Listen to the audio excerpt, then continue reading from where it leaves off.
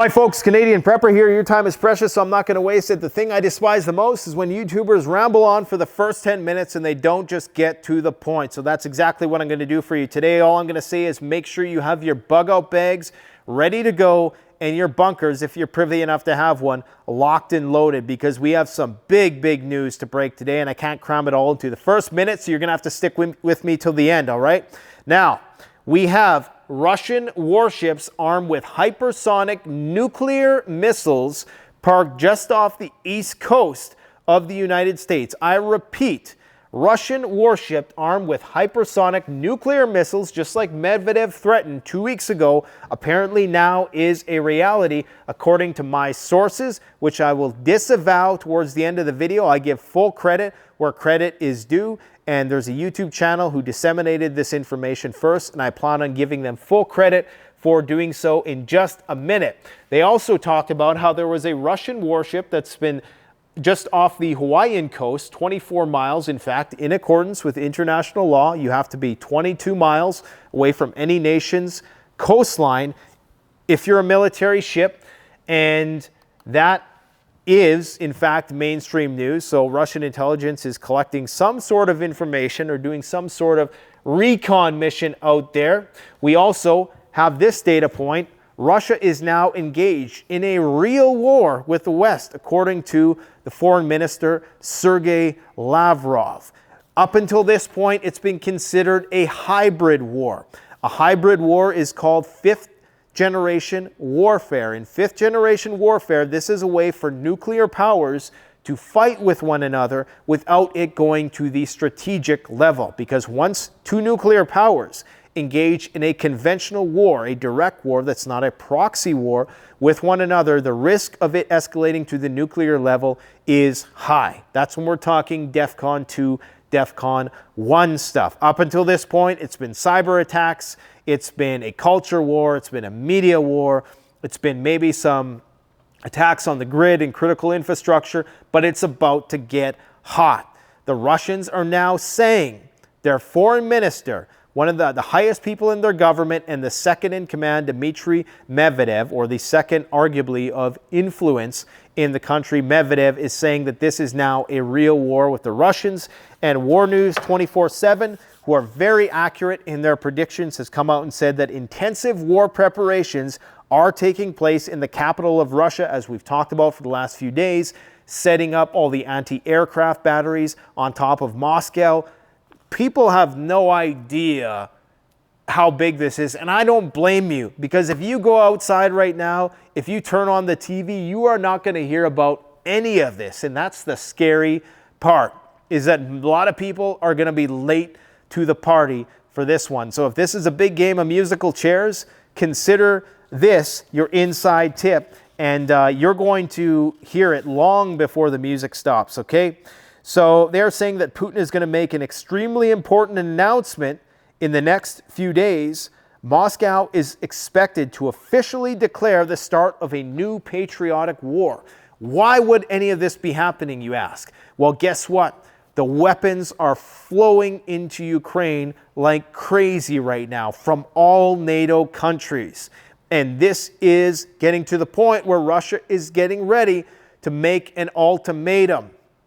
Guys, this is big. People think, oh, it's just a few Bradleys, it's just some howitzers, it's just some whatever else they're sending to the front lines. But now they're sending F-16s, they're going to send the Leopard Tanks. One congressman joked about sending one Abrams, so that pushes Germany over the edge to allow all of their Leopard Tanks to flow to Ukraine. But make no mistake, the Leopard Tanks are going to be fighting in Ukraine, whether Germany agrees to it or not, which unofficially, the word is they are going to agree to it, because as I reported yesterday, they are already continuing to train Ukrainians on how to use these tanks, and they're already doing an inventory and inspections of their tanks so that they are ready to go when needed. That is from the commander, Boris Pistorius, of the German military. Okay? Now, what else do we have here? I want to play you this. This is, I'm going to have to refresh the page here, okay? So this is from Newsweek. This is Newsweek reporting Russian state-sponsored media. Now, this lady right here, many of you are probably familiar with her if you watch this channel. I believe she is the CEO or director of Russia Today. Okay, probably one of the most prominent and internationally known media agencies coming out of Russia. Definitely not the most prestigious, but one of the most widely known.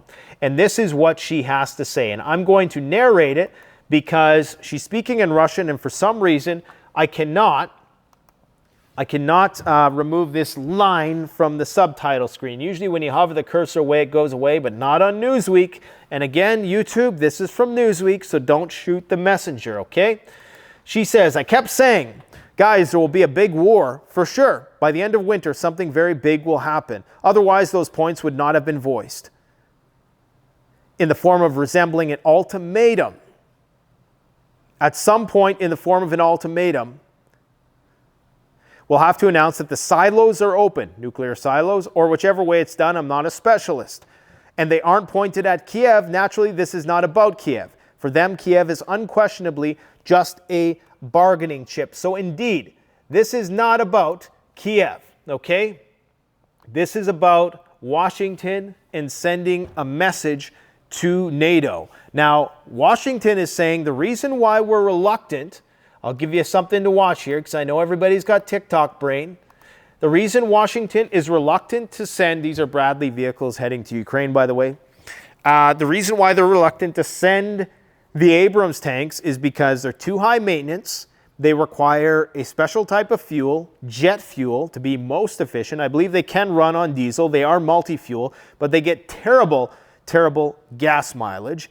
And they're so heavy that they're probably not going to work well on the Ukrainian terrain. This is the excuse we're being told. Whereas the Russian tanks are built to be lightweight, they're built to be low maintenance, and require less fuel. Once again, the Russians have proven that their militaries are tailored towards a protracted, high-intensity conflict. Just like the AK-47 and the Kalashnikov, these weapon systems are designed to be somewhat primitive in their capabilities, if you could even say that. I mean, they are modern pieces of equipment, but they're simple in their design because high-intensity conflict where you have to use something over and over again. In a war where it takes hundreds of thousands of rounds just to kill one guy. I think in Afghanistan, it was 300,000 rounds just to kill one insurgent. I'm not sure what it is in this conflict, but I know it's very, very high. Compare that to back in the Civil War when it was like 100 rounds to take out one guy. Modern warfare, most of it is waged as remotely as possibly can be, requires a lot of ammunition. And that is exactly what is flowing in. And right now, Russia knew that at some point it was going to be faced with this ultimatum, according to the state-sponsored media at Russia Today. So I'm not saying I agree with that. I'm just saying that that is their viewpoint, and you know that it ultimately has to come to this. Now, with respect to the information that I received about this missile frigate off the U.S. coast, this is from the Green Greg's channel. He was interviewing a guy named Lee Wheelbarger, who apparently has information about this warship. Now, I couldn't find the exact warship, but I did find there was an unspecified warship. This is marinetraffic.com. There is a U.S. warship parked right here. Let's see if we can get information on that. The U.S. ORF. Okay, that one's been parked out there for about 18 hours. And going back to this unspecified ship, I don't know if this is the ship that they were referring to. I don't know if that Russian ship has their transponder off. I'm presuming that if it was there, they would have their transponder on. They have a high confidence level in their assessment of this situation, that this warship was somewhere around here, which is totally in accordance with international law once again. And again, we have Medvedev making that threat not too long ago.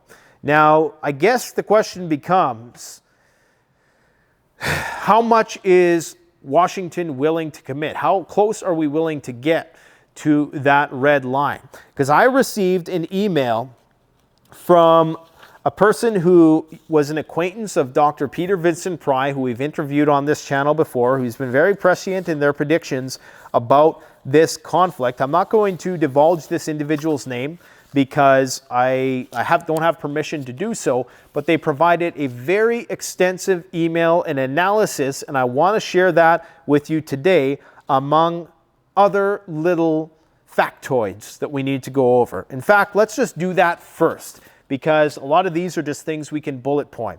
Major points of escalation. Latvia has demanded that the Russian ambassador leave the country by February 24th. Guys, that is deadly serious. If you have an ambassador to a country being told to leave that country, you know that war is imminent. You have US extending the 101st Airborne deployment to eastern Romania. The next deployment is expected to last about 9 months and will be led by senior officers, including a 2-star general. Right now, the US numbers in Europe are over 100,000. According to reports, Germany is now allowing Leopard 2 tanks to be sent to Ukraine. Germany's top diplomat said her country would not object if Poland decided to send some of its Leopard tanks to Ukraine. So it's simply a matter of time before Poland sends that company of tanks, and there will be more that are sure to follow, because this is all about time release.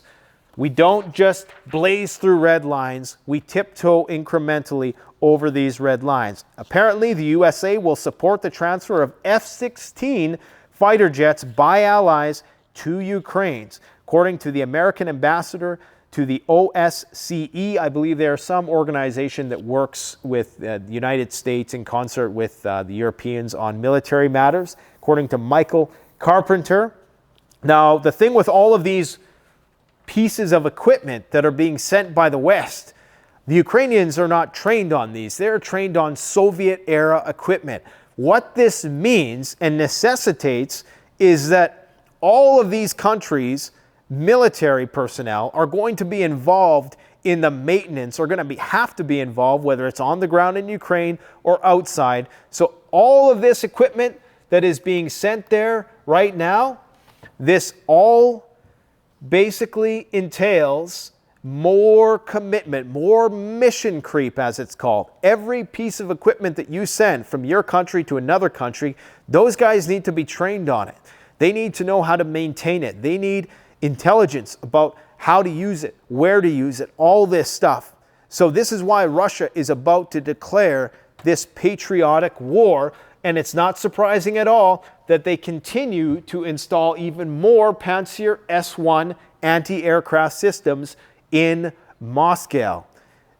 This is unbelievable to me, but this is not mainstream news anymore, okay? You literally have the capital of Russia installing all kinds of anti-aircraft systems, including one not too far from Putin's residence. There was already S-400 deployed permanently around Moscow, I do believe. But to have these type of advancements, and they're actually doing exercises now, anti-aircraft, air defense exercises in Moscow, to have all this happening on the heels of these NATO shipments is very, very concerning. And apparently, this is a big win for the Ukrainians. There was an S-400, the first ever confirmed combat loss of an S-400 took place just not too long ago. I believe this was yesterday. So this is pretty serious. Okay, it's a big win for Ukraine. Unfortunately, Russia still has probably hundreds of those things, so I don't think it's going to make a huge dent. But it shows that they're able to take out those assets. Okay. Now, what else do we need to talk about? I wanted to read you guys that email. I just want to make sure I cover all my little anecdotes here before we get into that. Flight radar, as you can see, still not a lot of air traffic at all, even going into Poland. There's this huge no-fly zone around Poland as well, Belarus. So there's not a lot of traffic coming out of there. The Baltics are definitely concerned that they're in the crosshairs of the Russians after this. I'm not really going to talk about other non-World War III stories today, but Pakistan just suffered a major power outage. The entire country, in fact, was out of power for a few hours. something that's not out of the ordinary, but potentially a sign of the times. A lot of their power grid relies on petroleum-based fuels, which of course have been through the roof in their prices this year. And it's not looking good with respect to the price of oil. I have a sneaking suspicion that the price of oil is about to skyrocket in ways that most people don't even imagine. We have a low in our strategic oil reserves.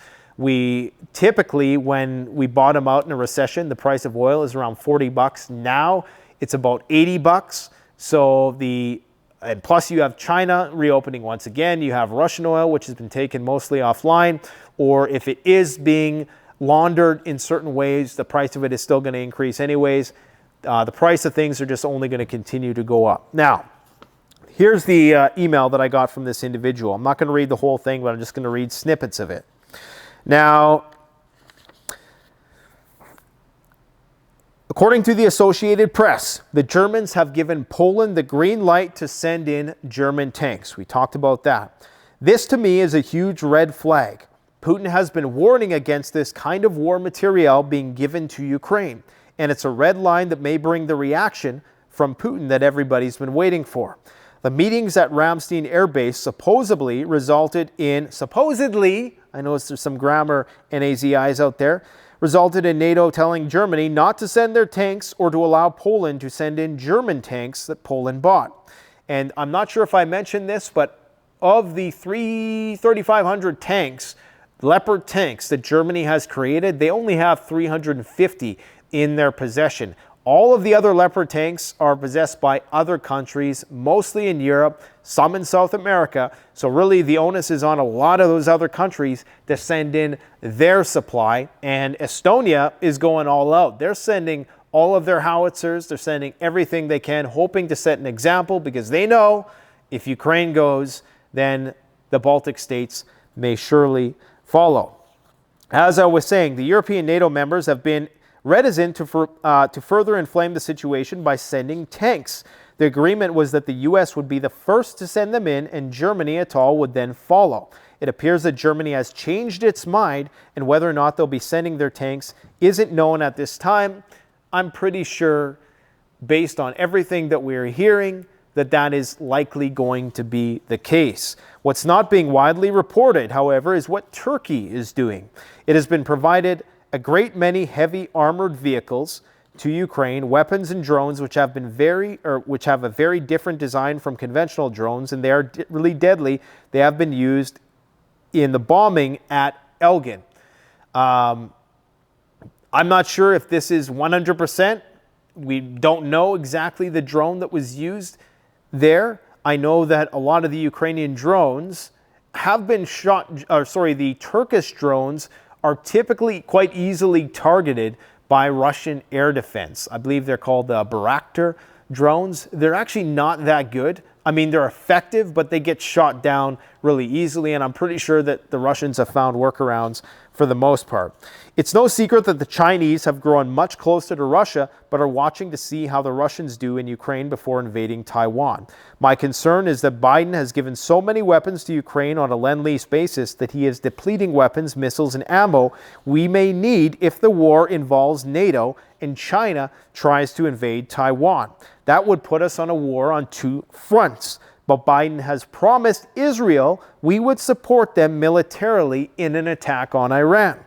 That makes three fronts that we cannot possibly handle. In addition, Biden's depletion of our national petroleum reserve, which is intended to be used in war or for major U.S. catastrophe, has him endangering our national security and our ability to have oil if wars break out on any of the free fronts. Now, to play the devil's advocate, Biden did say that his mission was to deplete the oil reserve while the price was high and refill it again when the price goes down. Now, the price still hasn't gone down. So hopefully the price goes down and Biden can make good on his promise, okay? Many people don't know, but the substation attacks on our grid have planning behind them. If a large capacity transformer is taken out, as was in California some years ago, replacing it is a nightmare. And there's actually a new documentary that I'm going to share with you guys. I'm going to do a pseudo reaction video to it that was just released that talks about this, how each one of these large capacity transformers that we need to run the grid can take years to produce. They are very, very costly, and you need a whole bunch of equipment to move these things into place. So if these things get fried by an electromagnetic pulse, or if it's just sabotage, it's going to take a long, long time to fix, especially in the current geopolitical climate. There's no guarantees that many of these transformers that are made in China are going to get fixed at all or rely on parts made in China. Now, here's another thing he says, which is take it with a grain of salt. He says, what concerns me greatly is how healthy Putin is. Since Stalin, Russian propaganda has always been that Russian Soviet leaders are stout, robust, and in excellent health. And I have to say, compared to the ramblings of one Joe Biden, Putin seems pretty darn healthy. Zelensky believes that Putin is dead. And yes, I've heard this said on many news agencies before. And I don't know why Zelensky would say this if there was nothing to it. Usually where there's smoke, there's at least a little bit of fire. Only the CIA would know about that, and they may be in the dark. Rumors are that Putin has cancer, stage 4, pancreatic or neuroblastoma, brain almost 100% fatal, and that the chemo he is receiving has given him Parkinson's disease. Maybe, like I say, you know, the evidence that we see of him interacting with people doesn't really bear that out. A little bit of shaking on the camera, but I mean, you know, it's really hard to say. As you often say, take that with a huge grain of salt. But Nate, if it's true, the people who would replace him are extreme hardliners, far tougher than he is. I agree. And they have much less patience with our interference. That could go nuclear on Ukraine, NATO, and us. So absolutely, many people don't realize that if Putin goes, the situation is about to get a whole lot worse. We vilified Vladimir Putin, and to some degree that is warranted, but people cannot be blinded by the fact that there are people within the Kremlin who wouldn't hesitate to escalate this conflict against NATO. You know, we always think that the Russians are bluffing, but are we bluffing? Would we come to the aid of NATO countries? And these red lines are not just being moved in the direction of the Russians. Eventually, the Russians are going to start pushing that red line back. And we're going to see if Article 4 or Article 5 gets invoked. Article 4 and Article 5 are these, what would you call them? Like, articles in the NATO Charter that basically suggest that if one country is attacked, all of the other countries come to their aid, and typically that means nuclear weapons if necessary, right? So if Russia was to attack any NATO country, they can invoke Article 4 and Article 5, and they could potentially get into a conventional war with the Russians, which many people suspect would immediately escalate to the nuclear level. Because then, of course, you're talking about nuclear-armed nations like Britain, France, and the United States getting a conventional war with the Russians, and it would only be a matter of time before maybe NATO was able to overwhelm the Russians with conventional force. Some people don't think that's even possible. And if that was the case, then, of course, the Russians would fire back with a nuclear missile, potentially, right? Or vice versa. It's really hard to say at this point. Now, I think that's about all I have to talk about today. All I will say is I'll leave you with this one quote from Medvedev, okay, which suggests that this war is getting out of control and it's about to enter a new chapter or level of escalation. He says, consequently, this is Medvedev now, this ain't me, YouTube. Consequently, the Ukrainian NIZIs and Western Europe are the direct heirs of those who fought Russia, and the war, therefore, with them, a new patriotic war, and victory will be ours, as in 1812 and 1945. Medvedev wrote this on his Telegram channel, and he is the second most popular politician in Russia.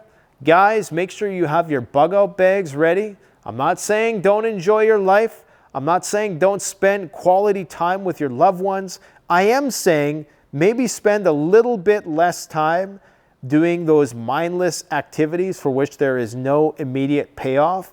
Have leisure time, you know, go watch the new show. What is it called? The Last of Us.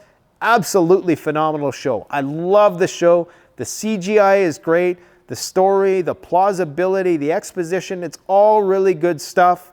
There's also another documentary that was just released. I can't remember. It's on the tip of my tongue. I'm going to do a reaction video to it. It's all about if the grid were to go down. I believe it is hosted by, is his name Dennis Quaid? Yeah, I think it's Dennis Quaid. That sounds familiar.